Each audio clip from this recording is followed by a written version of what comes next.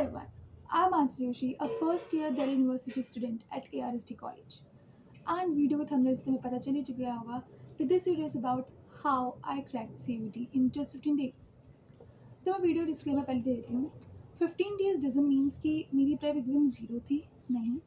क्योंकि तुम सबके बोर्ड हो चुके हैं, उसका रिजल्ट आ चुका है. इट मीन्स एंड तुम्हें पता ही चल गया होगा कि तुमने कितनी प्रेप की थी बोर्ड्स के टाइम पे एंड तुम अभी कहाँ पे कौन से स्टेज पे हो. तो अब लास्ट मोमेंट में क्या आता है कि तुम कैसे इन चीज़ों को समेटते हो, साथ में रखते हो एंड देन अपना एग्ज़ाम दे के आते हो. तो ये लास्ट 15 डेज़ हैं तुम्हारे.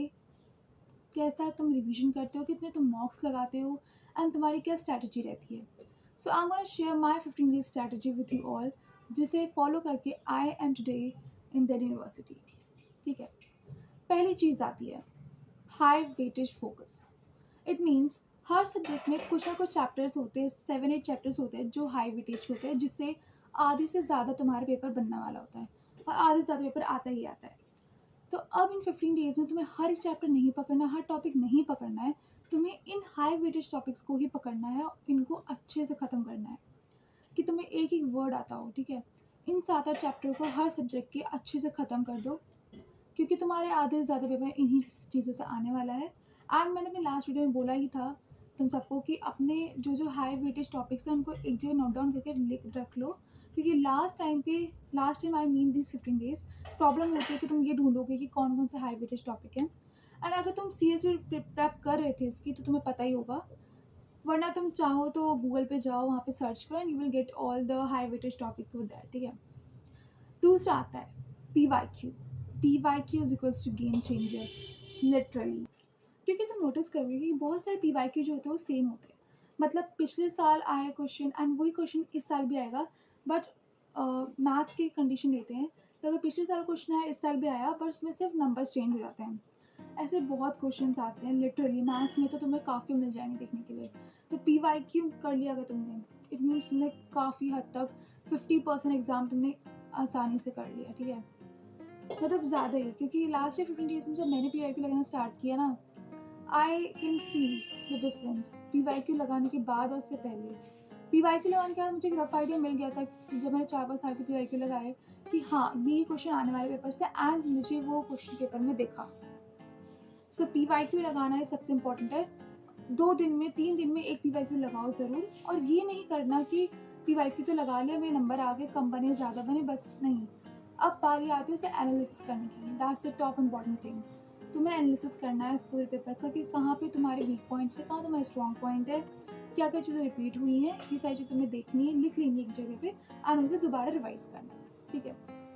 तीसरा आता है, यहाँ पे बहुत अच्छी गलती करते हैं, क्योंकि अब लास्ट 15 डेज है. इट डजंट मीन्स कि तुम कोई नई किताब, कोई नया रिसोर्स उठाओ, नहीं, कोई नया टॉपिक उठाओ, नहीं. अब ये टाइम है रिवीजन का, तो तुम्हें स्ट्रॉन्ग रिवीजन करना है जितना भी तुमने आज तक पढ़ा है उसका. ठीक है.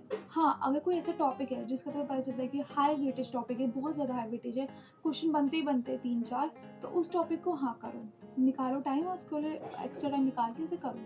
बट कोई ऐसे टॉपिक्स हैं नॉर्मल से जिनसे एक क्वेश्चन आता है, मुश्किल से नहीं आता, या ऐसे रैंडम से टॉपिक है, तो नए टॉपिक्स मत ही उठाना, मैं कहूँगी लास्ट टाइम में. क्योंकि पहले से तुम्हारे पास इतना सारा सिलेबस है तुम्हारे पीछे, उसके ऊपर से तुम एक दो नए टॉपिक ऐड कर लोगे तो you will be very much confuse last time. ठीक है. अब तुम्हें समझ नहीं आएगा कि मैं क्या क्या करूँ, क्योंकि लास्ट टाइम पे वरना तुम नोटिस करोगे सब कुछ हंसी बस ऐसा हो जाएगा, पहले का पढ़ा हुआ भी होगा, नया टॉपिक भी होगा एंड तुम रिवाइज नहीं कर पाओगे. ठीक है. एंड कुछ चीज़ें तुम्हें नहीं करनी है इन 15 डेज में, उसमें से मैंने बता दिया. एक, कोई भी नया बुक या नए रिसोर्स मत पकड़ो. किसी से अपने को कंपेयर मत करो इस जर्नी में, क्योंकि सबकी अलग अलग स्ट्रैटेजी होती है, सब अलग अलग तरह से करते हैं. कंपेयर करोगे ना तो तुम्हें डीमोटिवेशन फील होगा, इससे तुम्हारे पेपर पर ज़रूर असर पड़ेगा. ठीक है. तुम डीमोटिवेट होगे, डीमोटिवेशन के साथ पेपर देने जाओगे तो यू नो कैसा पेपर होगा. एंड थर्ड, मॉक्स को इग्नोर बिल्कुल नहीं करना, बिल्कुल भी नहीं. ठीक है.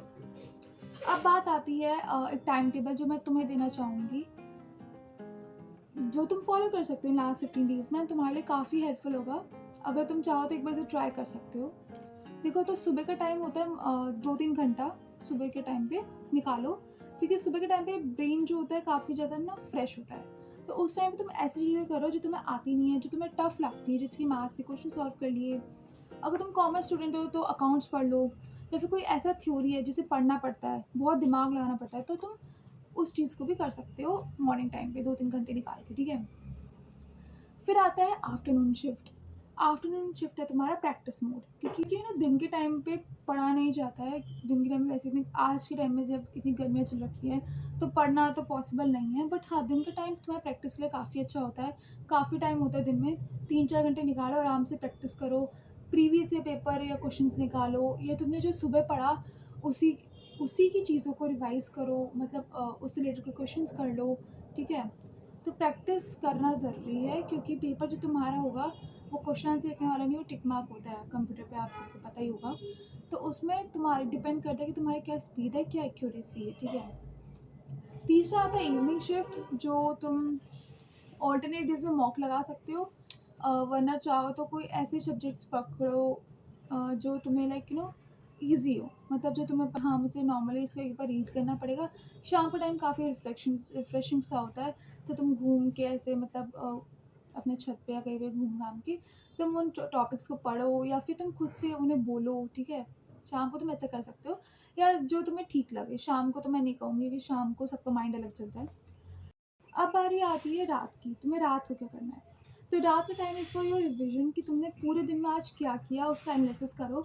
सुबह तुमने कौन से क्वेश्चन सॉल्व किए, क्या-क्या नए टॉपिक्स पढ़े, या क्या-क्या तुमने मॉक लगाया है, क्या प्रीवियस ईयर क्वेश्चन तुमने किए, उस सारी चीज़ को रिवाइज़ करो एंड कहीं पे नोट डाउन कर लो, जिससे कि बाद में तुम्हें हेल्पफुल रहेगी तुम्हारे क्या-क्या टॉपिक्स कंप्लीट हो चुके हैं एंड क्या-क्या बचे हैं, ठीक है? तो रात को तुम्हें ये काम करना है बस। एक बात बोलूँगी कि पूरे दिन ऐसा मत करना बिल्कुल भी कि कोई एक सब्जेक्ट पकड़ा आज और पूरे दिन उसी सब्जेक्ट पे लगे रहे, ठीक है? माइंड को दिमाग को भी शिफ्ट चाहिए होता है। ऑफ कोर्स तुम पूरे दिन मैथ्स नहीं पढ़ सकते, पूरे दिन एसएसटी, साइंस या केमिस्ट्री, फिज़िक्स, अकाउंट्स नहीं पढ़ सकते हो पूरे-पूरे दिन, ठीक है? तो अगर तुम थोड़ा-थोड़ा करके थोड़े सब्जेक्ट्स पढ़ोगे, जैसे सुबह के 1 डेढ़ घंटे मैंने मैथ्स पढ़ लिया, थोड़ा फिर उसके बाद थोड़ा केमिस्ट्री, थोड़ा फिज़िक्स, थोड़ा अकाउंट्स पढ़ लिया, ऐसे करके, तो तुम्हारा माइंड भी फ्रेश रहेगा एंड तुम्हें ज़्यादा डिप्रेस सा फ़ील नहीं होगा। वरना तुम एक सब्जेक्ट को ही पकड़े रहोगे सुबह से रात तक, तुम बहुत ज़्यादा ना एग्ज़ॉस्ट हो जाओगे। तो ऐसी चीज़ मत करना जिससे तुम एग्ज़ॉस्ट हो जाओ, तुम्हें पढ़ने का मन ही ना करे। इसकी जगह तुम ऐसा कर सकते हो कि 2-3 सब्जेक्ट पकड़ो एक दिन में, थोड़ा-थोड़ा करके कंप्लीट करते जाओ। इससे ना तुम एग्ज़ॉस्ट होगे, तुम्हारा सिलेबस भी कंप्लीट होते रहेगा, साथ में थोड़ा-थोड़ा करके हर सब्जेक्ट का, ठीक है? तो ये चीज़ें तुम्हें करनी है।